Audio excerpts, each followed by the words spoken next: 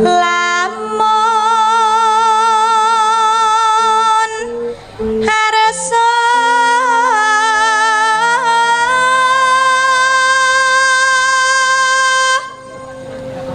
antuk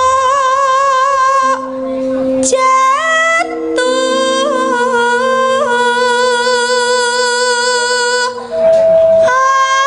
aja milik wangayu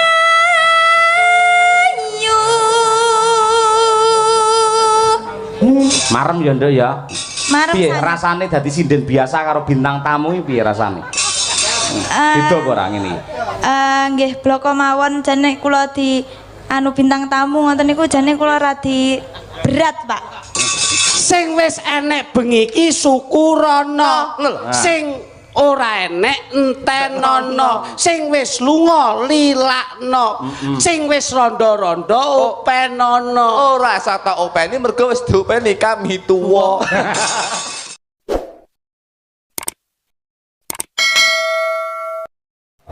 Ana bintang tamune, ana bintang tamu kondang ya kuwi Mas Klitik karo Mas Kluthuk. Ya. Terus ana meneh ana bintang tamu semi kondang. Kok semi kondang? Iya rada naik daun iki. Ya. Ya kuwi Mbak Umi Hafifah. Oh iya. Bengi iki dadi bintang tamu. Manajemene dhewe etungane ora melu aku. Ya, perlu kula aturaken dumateng para pamirsa lan para penanggap dados pancen ngibarate podang kuning niki Umi pun kula culke pun mabur dhuwur.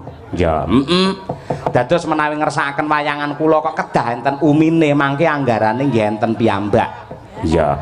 Lah karo Pak Sungkono ya tambahi dhewe. Lho, bintang tamu nek ora dhewe iki piye? Tur Pak Sungkono sembodo khusus kangge Umi mangke 250. Ora tak sampluk kowe ora.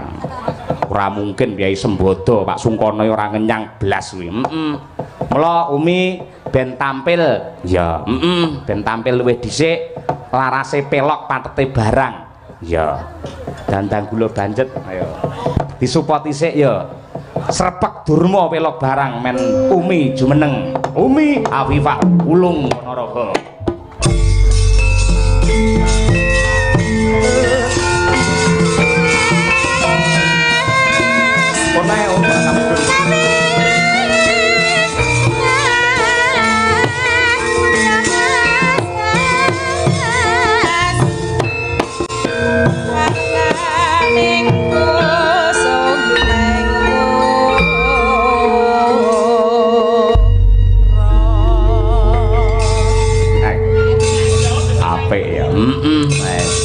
Wis kondang naik daun kaya uler pisan. Ayo. Assalamualaikum Umi Hafifah. Waalaikumsalam warahmatullahi wabarakatuh, Pak Cahyo. Nah, gandeng sampean dianggarke dhewe karo Pak Sungkono, kira-kira matur apa karo Pak Lurah? Ayo. Dumateng Pak Sungkono matur nuwun sampun kersa nresnani kalian kula, Pak. Mugi-mugi anggenipun panjenengan gadah hajat, mugi-mugi tansah pinaringan berkah saking Allah. Amin. Mugi-mugi pikantuk leliru ingkang tambah kathah. Amin. Mugi-mugi Pak Sungkono kalian Ibu panjang yuswa, terus sehat, terus pinaringan berkah saking Allah. Amin ya rabbal alamin. Wis aku iso mbedhek aku Kenapa, Pak? Kowe pinter ndonga iki calone kowe entuk mudin mendhi besok. Mboten napa-napa, mudin mboten napa-napa, Pak. Heeh, malah iso nuntun marang sampean tumuju dengan kebaikan. Nggih. Heeh. Marem ya nduk ya. Marem Piye san- rasane dadi sinden biasa karo bintang tamu iki piye rasane? Beda apa ora ngene iki? Jane nggih sama saja, soalnya kan saya tetap bareng bis toh, Pak. Tetap bareng. Ngene jenenge bintang tamu sing ra sembodo. Bintang tamu nang ndi-ndi nggo mobil dhewe. Elek-eleke Kijang Innova. Nggih. Lah kok nek bareng bis karo kancane iki piye? Nggih, mboten napa-napa toh, Pak. Bintang tamu anu, Pak. harian. Harian. Nggih, tapi nggih napa nggih kula jane nggih bloko mawon jane kula di anu bintang tamu ngoten niku jane kula radi berat, Pak. Lah berat ya didekek aja digawa. Jenengane angel kok. Angel rasa digarap, setelan. Lah iya ora apa-apa. Lho ki setun tresnane Pak Sungkono karo panjenengan lho tenan. Ndek nalika rawuh nang Blitar malan mergo aku pas ning Blitar panjenengan nyusul ana daleme Mbah Sukron kono jagongan mangke Umi kedah wonten Pak Dalang mergo pancen ibuke lari-lari kula niku anggere ningali teng TV senengan kula Umi Hafifah. Lho kuwi. Nggih. Ngono kuwi mula ya sampean piye carane bisa mareme penggalihe Pak Sungkono karo Ibu bisa terwujudkan, terlaksana, terkabulkan pada malam hari ini. Mligine temanten kekalih. Nggih, Pak. Wis tembangno dandang gula banjet kanggo mempelai berdua luwih dhisik. Nggih.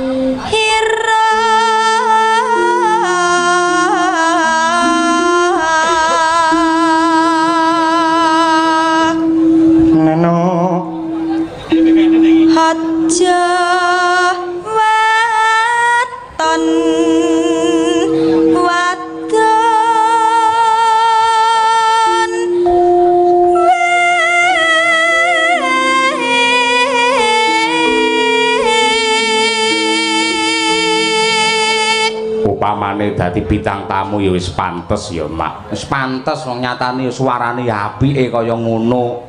Bocah ya ayune kaya ngono.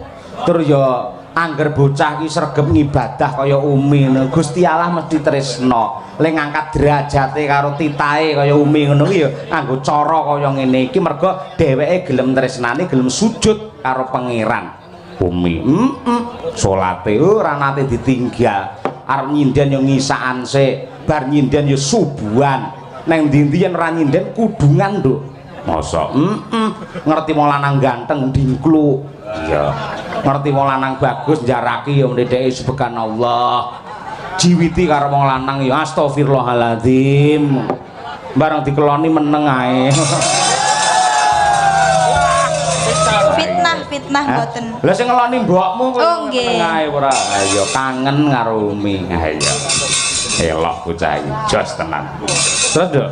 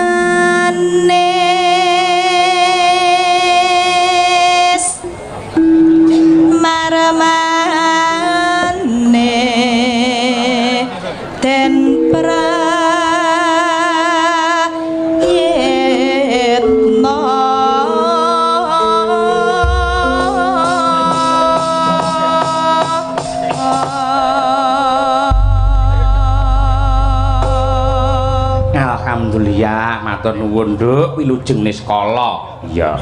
Diaturake marang mempelai berdua Mbak Nita karo Mas Muhammad Evino ya, Mak.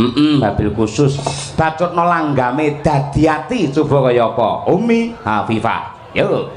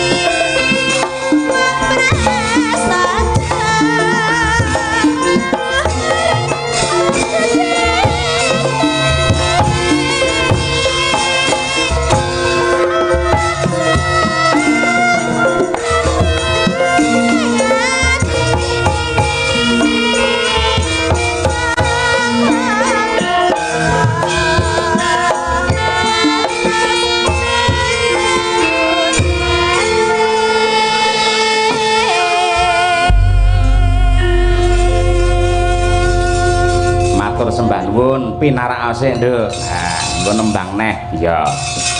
Nanjake Mas Duojo klitik lutuk. Ya, dinteni karo penggembare iki. Slendro Songo. Nah. Kaya wingi-wingi, ya. Serampatke, Ca. Yo. Cetet.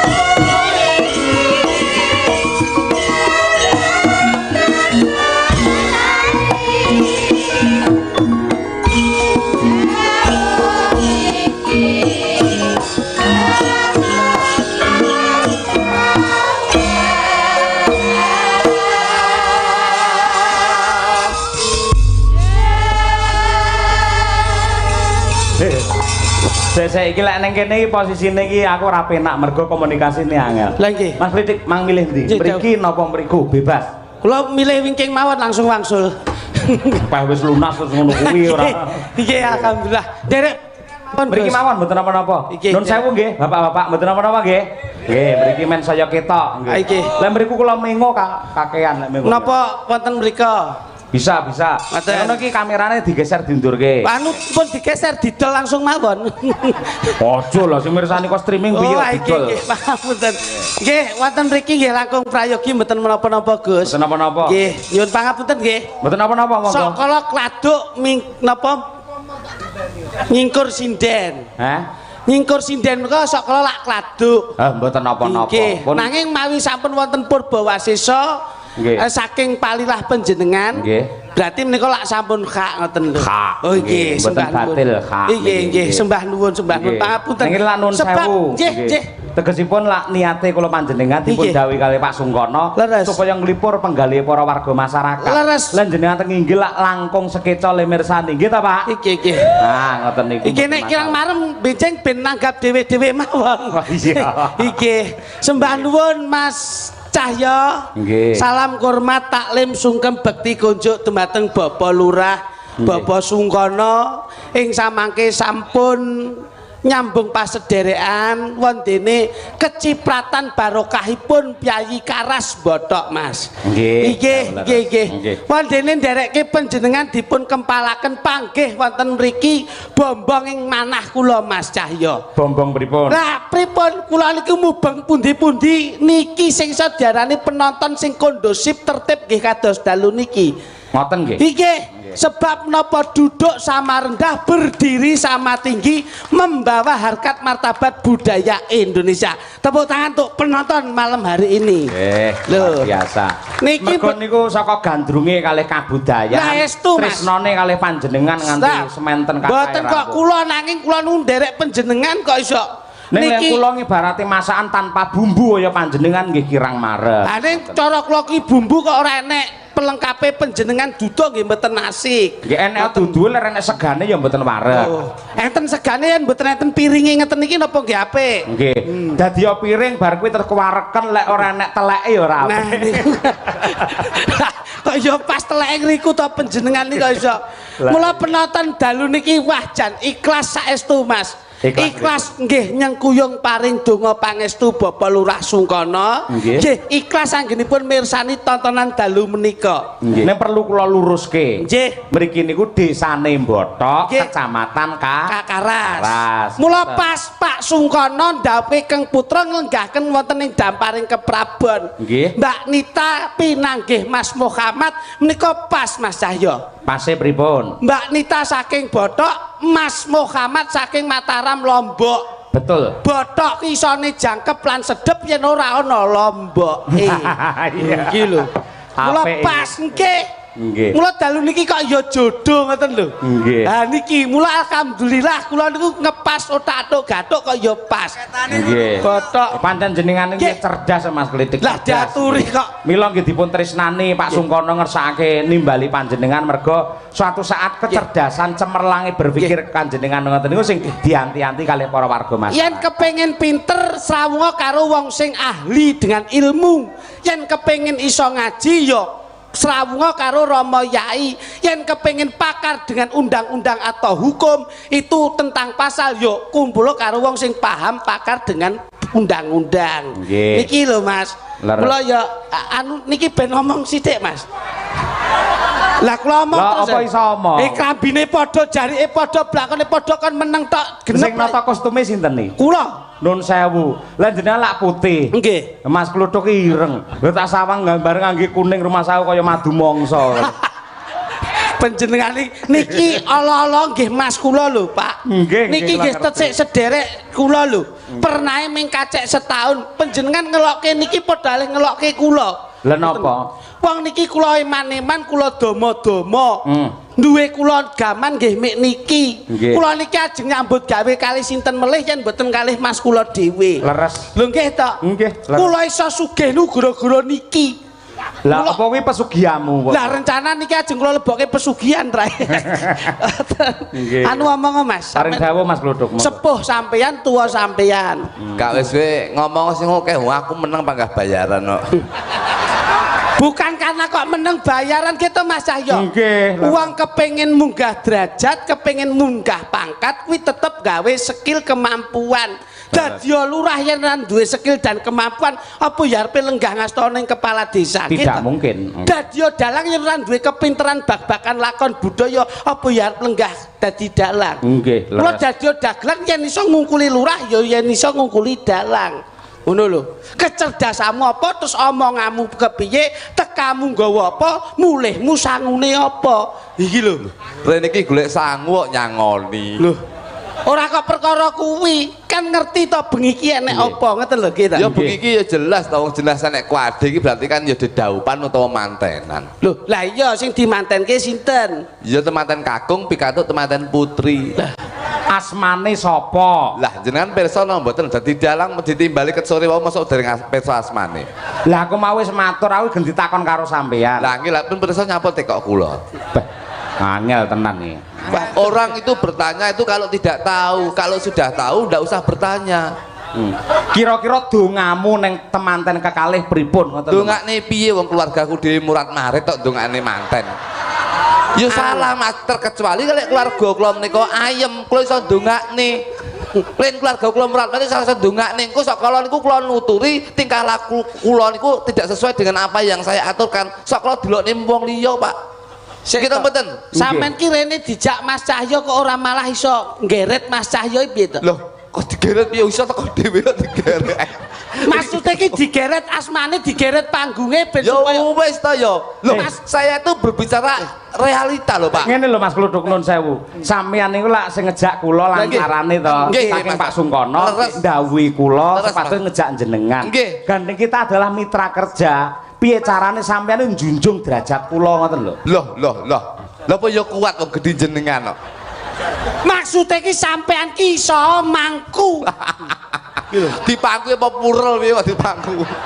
Dah bleset. Wong bojoku ora tau tak pangku kok mangku Mas Cahyo.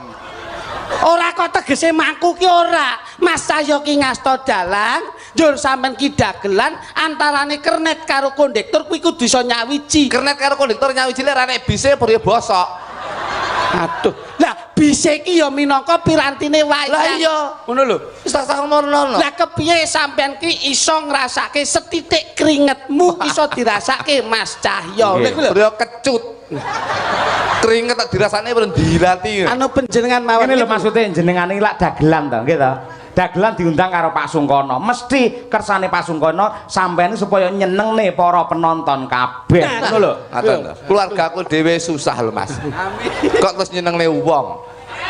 Gawe ngene lho Mas. Bah, duh susah. Ngeten lho, mau ruang ngono kon meneng wae malah bingungke pikiran. Awakmu sing ngusulke kon ngomong kowe. Sampeyan kuwi duwe mripat go nyawang. Irung go napas, lambe nggih ngomong, kuping nggih ngrungokke, ati nggo ngrasake, tangan nggo nyekel, sikil nggo mlaku. Kurang siji. Apa? Lah iki nggo apa? Lah. Lah, kok malah cilik kok. Gorene tak geceke. Keten iki mbok ya pekewo karo Bapak Lurah, Bapak sedaya para punggawa to. Nggih, Jer Basuki mawa biya. Iya, Pak. Niku lho, gandeng Pak Sungkono wis mengeluarkan biaya kagem panjenengan. Kira-kira sampean arep ngijoli apa karo Pak Sungkono? Ngono lho. Nah kuwi lho, maksudnya yang penuh dengan barokah penuh dengan syukur, penuh dengan nikmat. Gitu Mas. Pencerahan. Kepiye wong iso seneng? Kepiye wong iso guyu? Ya ngene. Wong seneng kuwi mesti berarti iso guyu. Wong sing iso guyu berarti iso bersyukur. Wong sing bersyukur uripe mesti teratur, bakale makmur, slamet besok ana ing alam kubur. Jenenge Pak Sugiono kuwi ngetokke prok. Waduh. Lah yo. Rene tak paku lambemu. Sik to, sampean ki aja salah tampa. Kowe kulino delokmu kakek Sugiono. Pak Sungkono, Pak Sugiono. Ayo, Pak Sungkono. Ini sudah terlihat kowe iki asline ganteng pekok kowe iki. Maksudnya Pak Sungkono, Pak Sugiono. Maksudnya Pak Sungkono ki sugih, ngono lho. Walah. Pinter, dagelan iki lho, sok belek mati sing basa sik cangkeme.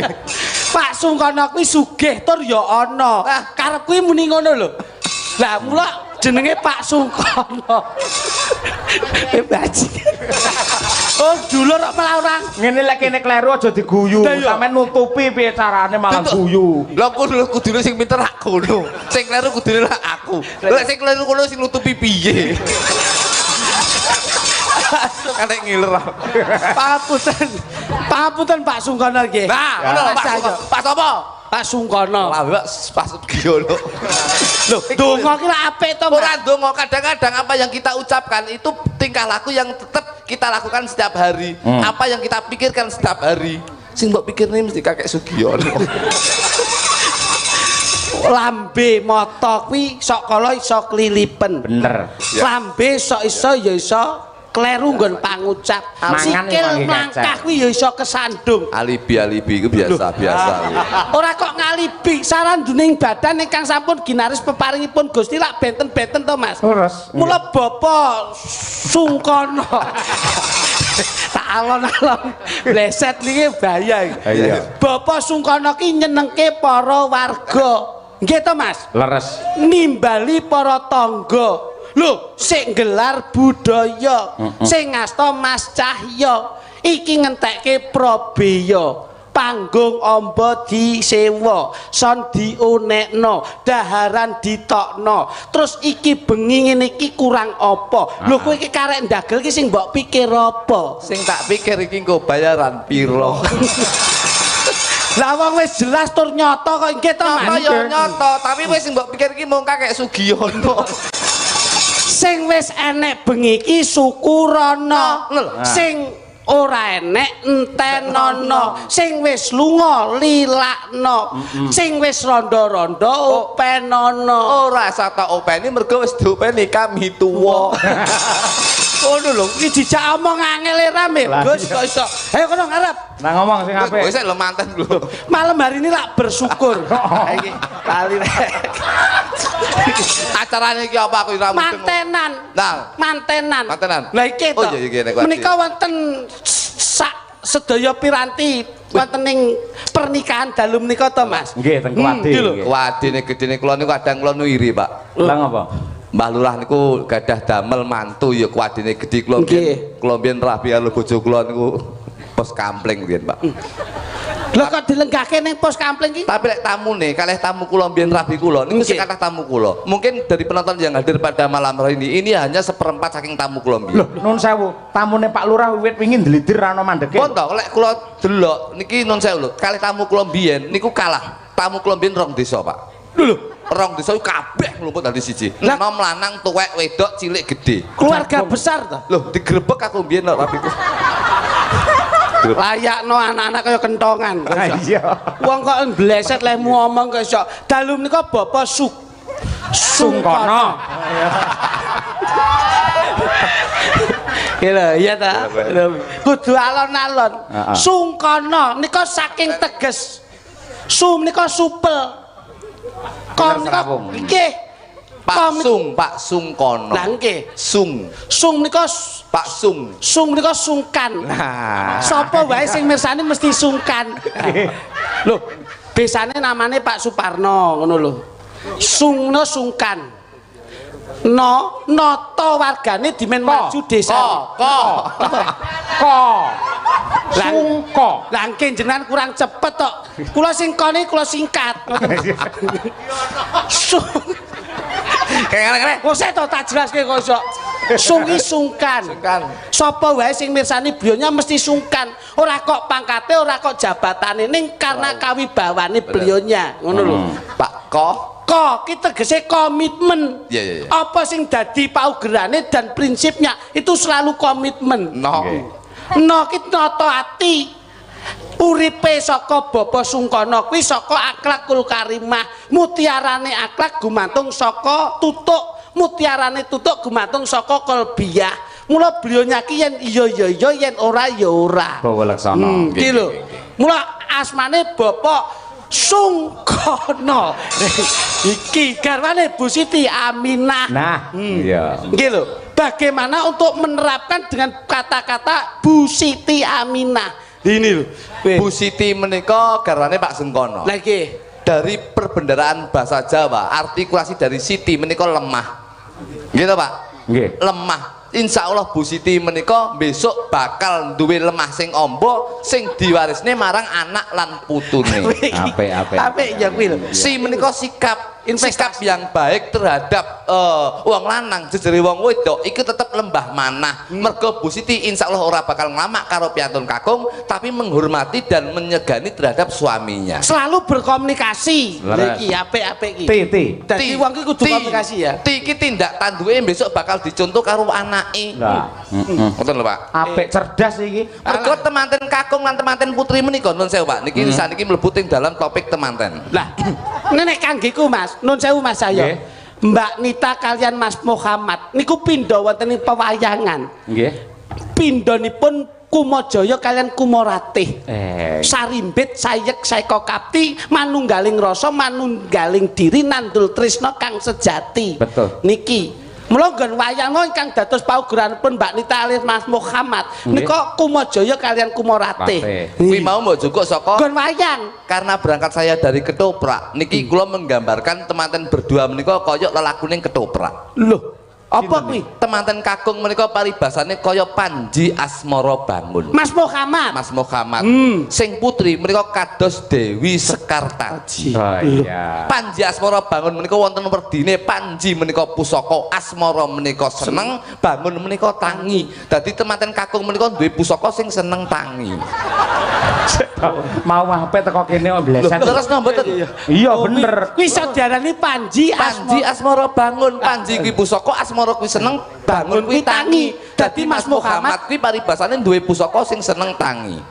Kuwi yen Mas Muhammad. Mas Muhammad. Garwane Kang Mengku penjenenganipun Mbak Nita. Mbak Nita menika paribasan kados Dewi Sekartaji. Dewi menika wong wedok, Sekar menika kembang, Taji menika entup. Dadi paribasane Dewi Sekartaji Mbak Nita menika ibarat wong wedok sing seneng dientup. Lah sing entup sapa? Panji Asmara Bangun. Kowe iki mek golek-golek ukara. Tegese ngentup rasa, ngentup ati. Muga-muga dientup tresnane didhuwurke, tresnane digedhekne aja sampe tresna karo wong lanang liyane, ora ana sing ditresnani kejaba mung bojone dhewe. Lah kamangka jengkaripun temanten kala wau kadherekaken para nayaka ning praja. Nggih. Diapit para manggala lan domas.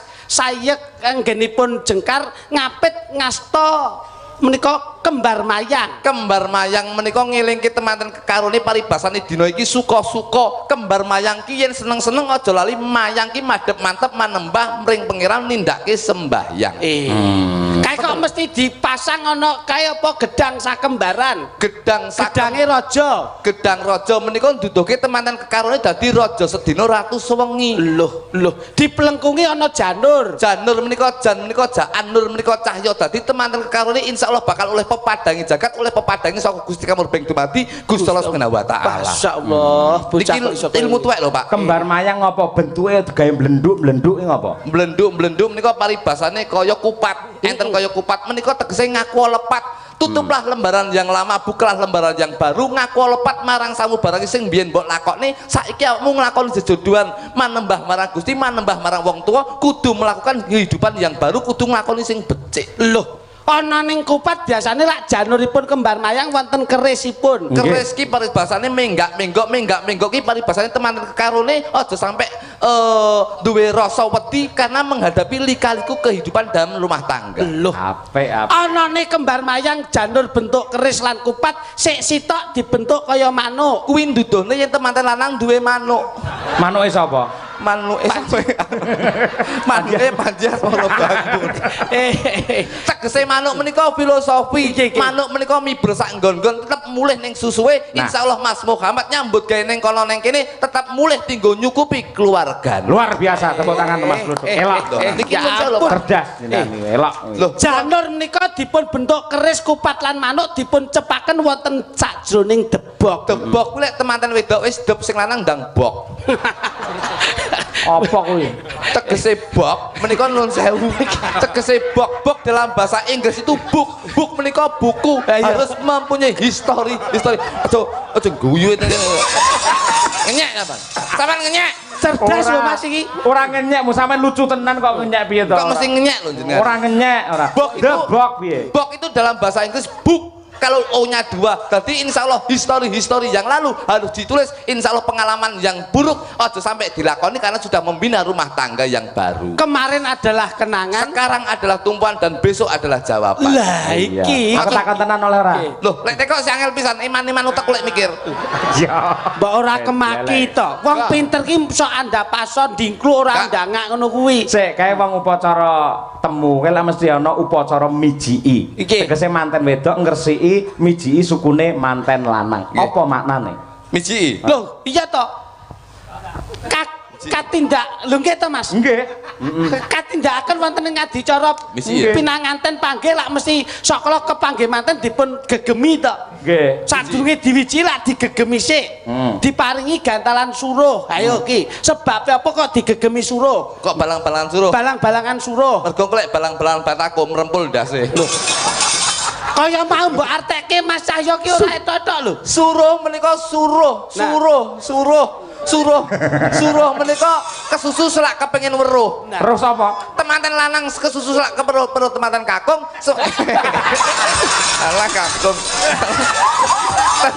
Temanten lanang kesusu weruh temanten putri, semono uga temanten putri kesusu weruh temanten kakung. Lho, Pak. Lah kuwi temanten lanang lan kakung kuwi anake Pak Sugiono. Iki kecekel iki. Niki mesti pengaruhe nuwun sewu son jaba nika. Nika delay, Pak. Dadi suarane keng mriku niku dobel-dobel. Nggih. Lah niku cobi dipun atasi. Nggih. Niku nggih omong pancen angel niku. Lho, Pak. Asli to? Mboten asli. Sing rusak duduk salone cakemku. Niki suruh Mas. Kesusu selak kepengin weruh. Lho. Adicaraning pinanganten kekalih sak sampunipun panggih sawat-sawatan gantalan suruh lajeng dipun ngawontenaken adicara pidaan dok. Nah, sebabnya apa kok mideng dok? Sebabipun Mergo lek mideng telek mambu. midang Kan dok ki mecahke pikir. Insyaallah teman-teman karo ini kudu bisa mecahke pikir. Masalah apapun harus diselesaikan. Perkara gede ayo dicilikke, perkara cilik ayo diilangi karena tidak akan mungkin ada permasalahan tidak ada solusinya. Loh, Oh iya. Loh. lajeng dipun wiji ngagem tirta wening. Mergo lek disuwi banyu aki nglodoki sikile. Tirta wening. Tegese ngresiki sesuker sing kalaning praja. Muga-muga bisa manembah nyawiji dadi siji dadi temanten sing sakinah mawaddah warahmah. Kaapit Kanjeng Rama lan Ibu lajeng dipun lenggahaken wonten ing kuwadi. Kuwade iki kuwato nyangga barang sing gedhe. Tegese Godho, Pak. Wong lek wis dadi bojo ki godhone sakala gedhe. Insyaallah Mas Muhammad kalih Mbak Nita itu akan mengatasi cobaan-cobaan yang besar. Temanten kakung kang saged dipun wastani temanten lanang. Lanang ki lanang lan ki lancip nang ki menang. Wong ki kudu lancip pikirane kudu menang dalam mengatur rumah tangga karena wong lanang tadi presiden rumah tangga. Temanten putri kang saged dipun wastani temanten wedok. Wedok ki yen diawe ndang dodok. lho. Tegese wong wedok kudu manembah bekti karo wong lanang. Iki nun sewu. Ini saya wis kadung kepinteran ngene iki tak dudoni kepinteranku. Iya. Aja mleset lho. Kak, niki kula menuai pitutur kalih keluarga besar Mbak Nita kalih Mas Muhammad. Sebetulnya dalam rumah tangga itu yang membuat masalah itu adalah komunikasi. Terus Kadang-kadang miskomunikasi itu yang bisa menjadi konflik untuk dalam skup rumah tangga. Iki keluargaku lho. Nggih. Miskomunikasi berarti karena komunikasi. Dadi omongane sok kekerepen iku sok kalau itu yang menyebabkan derdah antara ciciran liyane. Kesalahpahaman antara satu dengan yang lainnya. Kula niku berjalan rumah tangga selama 13 tahun. 2 tahun itu adalah training dalam rumah tangga. Geger terus Mas. Mergo kerep omong-omongan. Saiki ra tau geger. Ternyata penyebabnya kakean omong karo bojo iku penyebab geger. Wis niki diantiteni. Lah terus nek apa ora omongan sak niki kula ora omongan kali bojo kula. Blas. Gak jagongan. Tapi apapun permintaan saya, apapun keinginan bojo kula itu memakai bahasa isyarat. Loh. Wah, lah angel no kuwi. Lho angel, tapi harus diterapne iki. Lah ki contone nek apa mau gak omongan lho saya nggih Mas nggih, kangen omongan. Nduk, aku jane kangen karo sampean lho, Nduk. Ngene iki mbok gekno kopi. Terus kok wong itu ya nyauri, aku ya kangen karo sampean tak gekne kopi to, Mas. Ngene iki aku kelingan biyen nek ade rabi, pacaran ade ra duwe komitmen, ade sampe lek duwe, sampean seneng bareng. Terus akhire ngundat-ngundat, oh saiki bareng duwe wis lali karo aku, seneng mbok tukokne, mbok tuku, aku seneng kurang mbok tuku. Akhire geger, Pak. Oh iya. Ngene mboten. Mergo omongan kuwi. Omongan iku wae. Iya. Saiki gak omong-omongan. Lah terus nek pengen piye kuwi? Bahasa isyarat. Lah nek sampean mulih tanggapan kon gak kopi, aku langsung wah, ngono tok ae. Bojomu mbok ngono kuwi tok. Sut ngono ngono le. Ya krungu. Apa wis di kuping? Wis tukul nang kene karo nang kene. Ngene ya. Terus bojomu piye, Mas? Bojoku langsung ngene to, langsung ngene. Ya dicepake. Cepake langsung bojoku mantuk langsung nang pawon godhog banyu langsung gekne kopi. Loh. Dengan bahasa isyarat ning betul. Apik kuwi. Gak kaken bahasa Mas. Lah nek pengen dahar langsung aku ngomong. Loh. Mudeng ya an. Bojoku langsung ngintik mantuk, ngintik ning pawon njukuk piring sego sak jangan sak lawe langsung didepne ning. Dicaweske. Cawis nih. Masyaallah. Lah nek kepengin mandi siram. Wis langsung lho. Loh. Ya mudeng ya. Bojoku langsung nyepakne anduk katok sak barang. Masalah ki lho Mas. 13 tahun iso memahami ngono ki akhir rukun awet kula. Nganti seprene iki. Mangan diladeni, ngombe ladeni adus sepake. Dengan bahasa isyarat. Lah nek pas pengen kumpul ngono kae malam Jumat ngono kae. Ya langsung lho. Bahasa isyarat. Ya isyarat. Iso. Lho kepiye kuwi? Lho. Bojoku langsung. Ini tau? Langsung nginceng-nginceng ini. Iya. Aku langsung nggih bahasa. Lebih ya Mas. Saiki gak penak iki. Ora penak lagi. Sing kari iki gak penak iki. Kuwi maknane iso akeh lho ngono. Lah iya. Wong arep adus isyarate ngono ya iso. Lah iso. Lho, arep adus lah tempat rabi. Niki adus wae niki. Oh, pas malam Jumat. Iya. Oh, dadi kok Mbak Nita karo Mas Muhammad sandi wae. Sandi langsung. Ngono. Pamane ngono. Terus aku Mbak Nita. Oh, nyepake dahar. Iya. Apa kuwi? Obat. Bel kuat. Iya.